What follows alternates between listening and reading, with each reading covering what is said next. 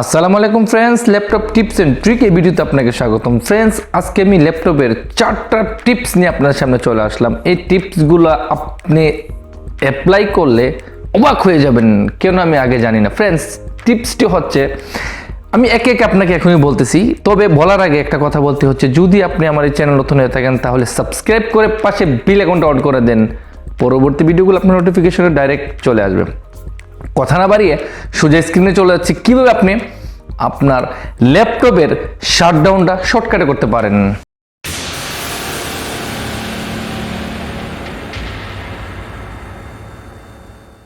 Friends, সর্বপ্রথম আপনি কিভাবে শর্টকাটে আপনার ল্যাপটপটাকে শাটডাউন করবেন।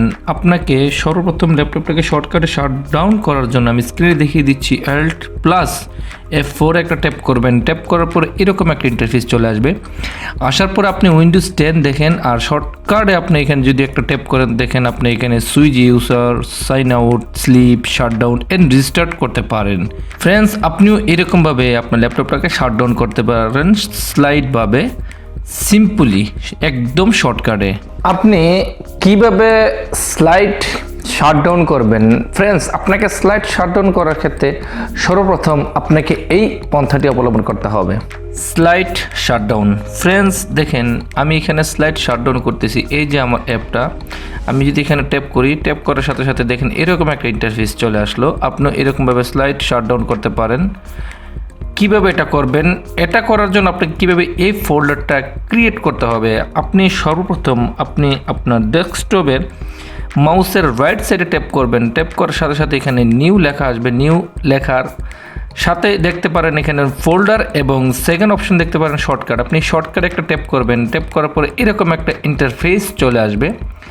এরকম একটা ইন্টারফেস চলে আসলে আপনাকে এখানে লিখতে হবে, যেমনটা আমি লিখতেছি। ফ্রেন্ডস, দেখতে পাচ্ছেন সেম এই লেখাটা আমি স্ক্রিনে দিয়ে দিচ্ছি।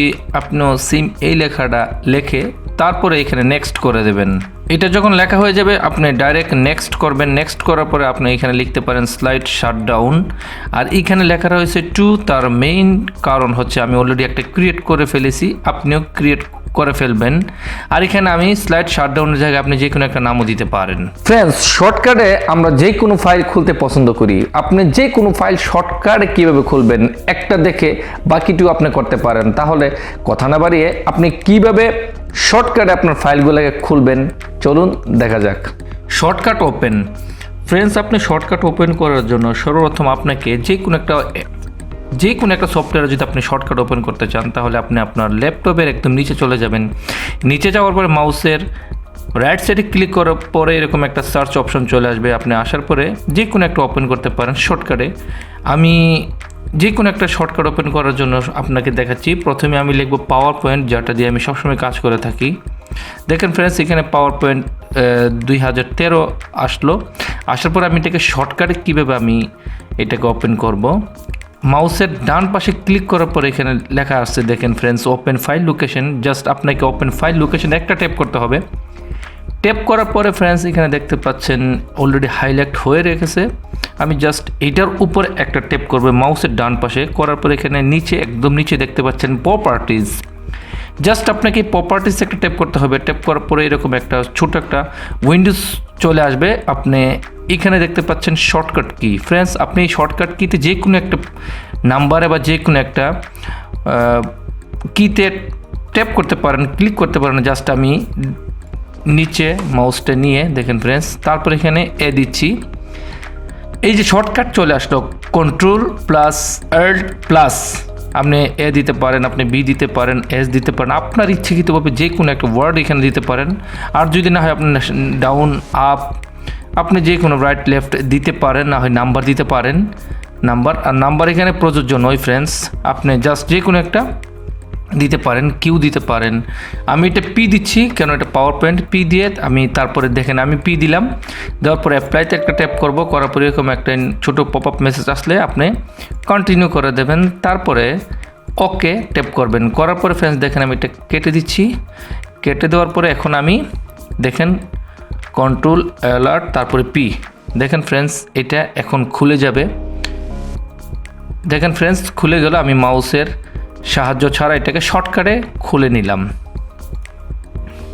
আপনি কি উইন্ডোজ 10 ব্যবহার করতেছেন? তাহলে আপনার জন্য এই টিপসটি। ফ্রেন্ডস, উইন্ডোজ 10 এর ক্ষেত্রে আপনার ল্যাপটপে কতগুলা ডেস্কটপ রয়েছে সেটা দেখতে পারেন। আপনি ডেস্কটপে দেখার জন্য সেম এই টিপটি অ্যাপ্লাই করতে পারেন। ফ্রেন্ডস, ডেস্কটপ আপনি কয়টা ডেস্কটপ ব্যবহার করেন, আর এটা আমার জানা মতে উইন্ডোজ 10এই প্রযোজ্য। আর আপনারটা যদি উইন্ডোজ 7, 8 হয়ে থাকেন, ট্রাই করে দেখতে পারেন কয়টা আপনি ডেস্কটপ ব্যবহার করতেছেন। ফ্রেন্ডস, ডেস্কটপ ব্যবহার করার ক্ষেত্রে আপনি জাস্ট আপনার কি বোর্ডের মধ্যে উইন লেখা রয়েছে, উইন্ডোজ বাটনে একটা ট্যাপ করবেন, ট্যাপ বাটনে একটা ট্যাপ করবেন, পাশাপাশি দেখেন এখানে চলে আসলো উইন্ডোজ বাটনে এবং উইন্ডোজ। ফ্রেন্ডস, ডেস্কটপ কইটা আপনি ব্যবহার করতেছেন? ডেস্কটপ দেখেন আমার এখানে একটাই ডেস্কটপ রয়েছে। আপনি যদি আরও একের অধিক ডেস্কটপ ব্যবহার করতে পারেন তাহলে চান পারবেন, আর যদি আপনি একটা ব্ল্যাঙ্ক একদম খালি ডেস্কটপ ব্যবহার করতে চান তাহলেও পারবেন। আপনি একের অধিক কীভাবে ডেস্কটপ করবেন? আপনাকে আপনার কিবোর্ডের মধ্যে গিয়ে প্রেস করতে হবে উইন্ডোজ বাটন, তারপরে ট্যাব বাটনে প্রেস করে সাথে সাথে এরকম চলে আসলে দেখেন এখানে ডেস্কটপ 1, 2, 3 চলে আসলো। আপনি ইচ্ছে করলে 4, 5 আপনি যতগুলো ডেস্কটপ ইচ্ছে করেন ক্রিয়েট করতে পারেন। তারপর প্রয়োজন না হলে আপনি এখান থেকে খরচ করে এগুলোকে ক্যান্সেলও করতে পারেন, একটা ডেস্কটপ রাখতে পারেন, যেমনটা আমার শুধু একটাই ডেস্কটপ রয়েছে দেখেন। আর নিউ ডেস্কটপের ক্ষেত্রে আপনি এইরকমভাবে করতে পারেন। দেখেন ফ্রেন্ডস, এরকমভাবে আপনিও একের অধিক ডেস্কটপ ব্যবহার করতে পারেন।